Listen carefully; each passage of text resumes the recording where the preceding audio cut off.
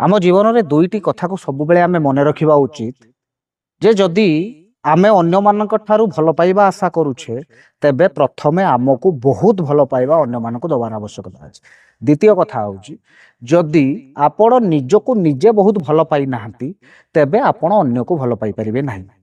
ନିଜକୁ ନିଜେ ଭଲ ପାଇବାର ଅର୍ଥ ହେଲା ଯେ ଆପଣ ଛୋଟ ଛୋଟ ସଫଳତାରେ ଆପଣ ନିଜକୁ ନିଜେ ବାହା ଦିଅନ୍ତୁ ବା ନିଜକୁ ନିଜେ ଖୁସି ହୁଅନ୍ତୁ ଏବଂ ଛୋଟ ଛୋଟ ଦୁଃଖରେ ମଧ୍ୟ ଆପଣ ଭାଙ୍ଗି ନ ପଡ଼ି ନିଜ ଭିତରେ ତାକୁ ସମ୍ଭାଳି ନେଇ ଧୈର୍ଯ୍ୟର ସହିତ ମୁକାବିଲା କରନ୍ତୁ ଏବଂ ଛୋଟ ଛୋଟ ଖୁସି ସାଉଁଟିବାରେ ଆପଣ ସବୁବେଳେ ପ୍ରଚେଷ୍ଟା ଜାରି ରଖନ୍ତୁ। ହଁ, ମୁଁ ଏକଥା ବି କହୁନି ଯେ ଆପଣ ନିଜକୁ ନିଜେ ଏତେ ଭଲ ପାଆନ୍ତୁନି ଯେମିତି ଦୁନିଆ ଆପଣଙ୍କୁ ସ୍ୱାର୍ଥପରର ଆଖ୍ୟା ଦେବ।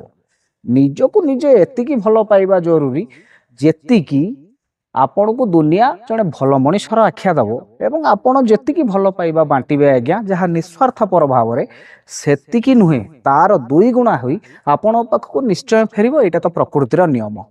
ତେଣୁ ଆସନ୍ତୁ ଭଲ ପାଇବା ବାଣ୍ଟି ଚାଲିବା ଏବଂ ନିଜକୁ ନିଜେ ପ୍ରଥମେ ଭଲ ପାଇବା, ତାପରେ ଯାଇ ସିନା ଆମେ ଅନ୍ୟକୁ ଭଲ ପାଇବା ବାଣ୍ଟି ପାରିବା। ଏଇ ତ ଜୀବନର କଥା।